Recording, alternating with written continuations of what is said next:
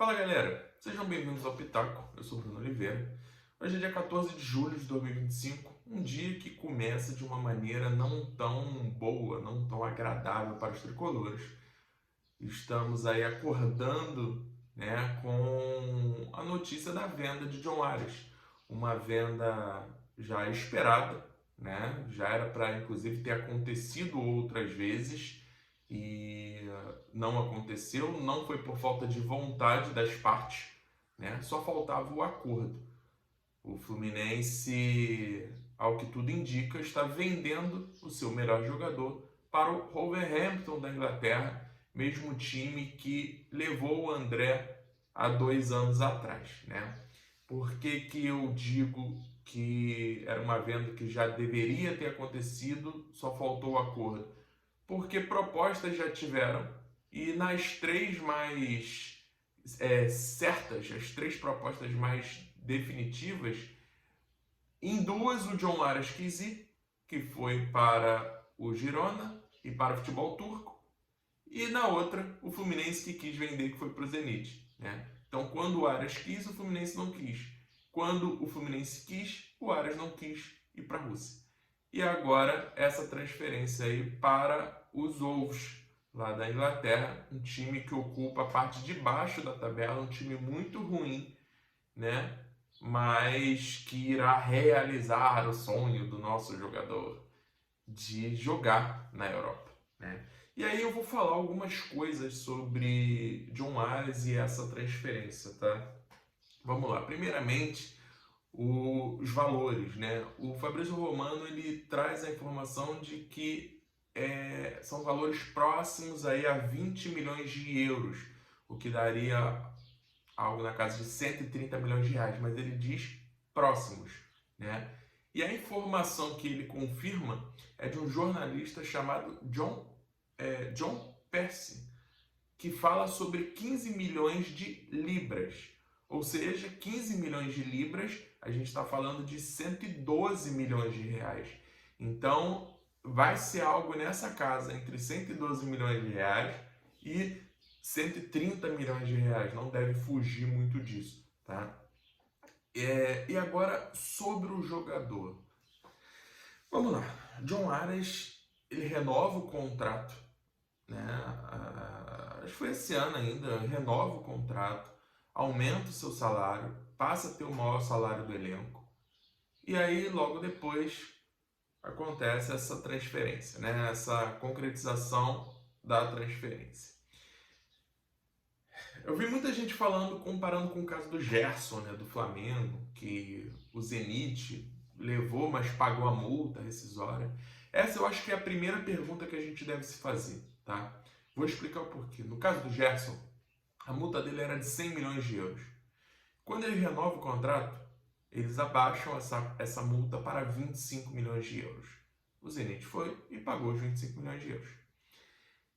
A pergunta que a gente tem que fazer e a resposta que tem que ser recebida é: por quanto era a multa rescisória de John Arias?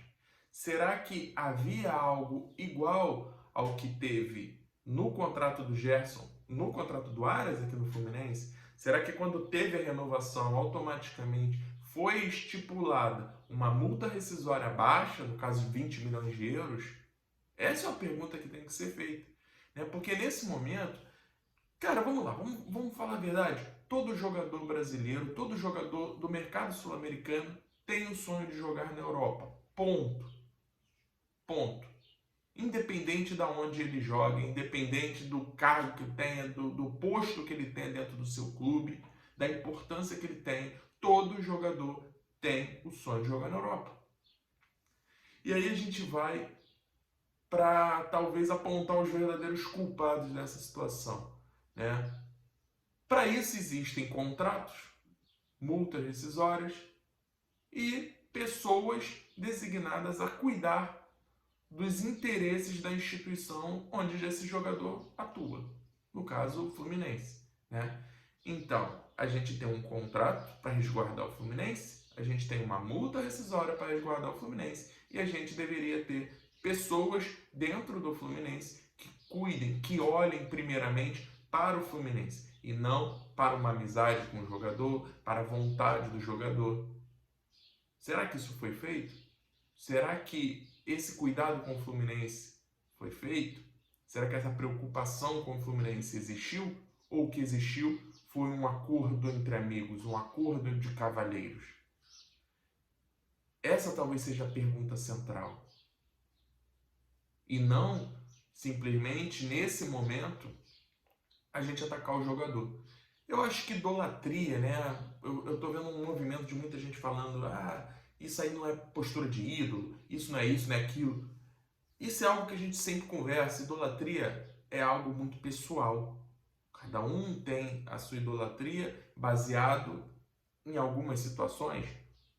Uns tratam ídolos porque ganharam títulos, pela importância que tiveram dentro de campo, outros por postura, outros por quem grita no vestiário. Existem várias maneiras de você entender um jogador como ídolo. Qual é a sua? Né? Isso é pessoal, gente. Não dá pra gente... eu acho que é totalmente válido vocês colocarem se o Aras é ídolo ou não. Ok, isso é um ponto. Mas em momento nenhum a gente pode desmerecer o que John Aras fez no Fluminense. Né? O quanto John Aras se dedicou, o quanto John Aras buscou, o quanto John Aras, muitas das vezes, quando muitos não queriam jogar, não queriam correr, John Aras estava lá se dedicando, lutando pelo Fluminense. Né? E aí fica de cada um.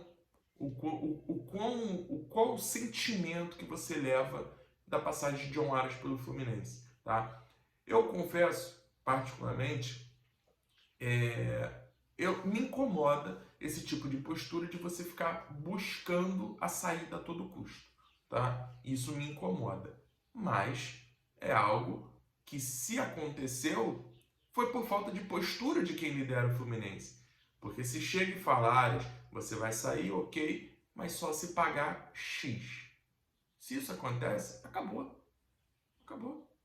Não tem mais bate-boca, não tem mais beicinho, não tem mais dúvida sobre isso. O jogador, quando assinou o contrato, ele aceitou aquelas condições, ele aceitou estar no Fluminense por aquelas condições. Foi valorizado como era de vontade dele, e era o justo na época, né? E agora, essa saída. É um caso complexo, não é um caso tão simples, né? Não nesse momento a gente vai querer ter um caça às bruxas, buscar um culpado a todo momento, buscar quem é o maior vilão dessa história, mas eu acho que é uma história que ela já vem se desenhando errada já tem um tempo, né? E faltou alguém para colocar essa história na linha. Então, meus amigos, é isso. O ano vai ser difícil, né? Porque é um dinheiro, lembrando, o Fluminense só tem 40% desse valor, os outros 50% são do Patriota, 10% de empresário. E aí, aguardar agora as informações oficiais do Fluminense, né? Para saber se o Fluminense conseguiu fazer algum acordo com Patriotas, né? Para poder morder uma fatia maior, saber quanto que entrará nos cofres do Fluminense, forma de pagamento e, principalmente, já começar a pensar num substituto para o Aras. A gente sabe que é muito difícil um substituto para um jogador dessa altura, mas com dinheiro dá para ser feito. Lembrando que o Botafogo, há 2 anos atrás, contratou lá o Luiz Henrique, foi buscar o Luiz Henrique por 17 milhões de euros. Né? Então, jogador para repor o Aras é caro e a gente vai precisar investir. Virar a página nesse momento, porque Aras não deve mais jogar pelo Fluminense. Né? Então, se tudo se confirmar da maneira como os repórteres internacionais trouxeram, o Aras não deve mais jogar pelo Fluminense. Então, agora é virar a página, correr atrás para poder fazer esse sangramento ser o menor possível. Tá? Se a gente tinha um sonho de títulos esse ano, eu acho que já fica um pouco mais difícil. Né? Até porque, para você trazer um reforço, entrosar ele com o time, tentar fazer com que ele dê certo, acho que vai ser um pouco rápido demais para esse ano de 2025, que é uma pena, porque o torcedor estava empolgado por causa da campanha do Mundial, uma expectativa muito grande pelo restante da temporada, título de Sul-Americana, Copa do Brasil, tentar buscar, né, coisas boas para o Fluminense. E aí, pós-Mundial, a gente volta à nossa realidade de transferências mal feitas, valores absurdos que não resolvem e não ajudam em nada o Fluminense. Eu acho que esse é o ponto que a gente tem que questionar. Alguns anos atrás, a gente estava tendo esse debate sobre uma venda do Luiz Henrique que foi totalmente trágica. Um jogador muito promissor e que foi vendido por uma migalha. Hoje, a gente não tem mais uma situação financeira que a gente tinha igual a gente tinha na época do Luiz Henrique, né, que precisava vender o almoço para pagar a janta, mas continua acontecendo vendas desse quilate, de jogadores muito promissores, jogadores com um nível altíssimo, sendo vendido a preço de banana, né? Então, meus amigos, peço para os amigos, deixem nos comentários aí o que vocês acham sobre essa venda, o que vocês estão sentindo com relação a isso, né? Vocês estão aí chateados com áreas, vocês estão mais direcionando o canhão de vocês para a diretoria do Fluminense, ou vocês acham que ninguém tem culpa, que é o destino normal, a área já fez o que deveria ter feito no Fluminense, ficou até mais do que imaginado? Fico curioso para saber, né? Porque eu particularmente eu tô bem decepcionado com o desfecho dessa história. Eu acho que não existe jogador inegociável, mas todo jogador tem um preço, né? 20 milhões é o preço do John Arias? Fica aí a reflexão, beleza? Então é isso, deixa o like, se inscreva no canal e até a próxima. Valeu!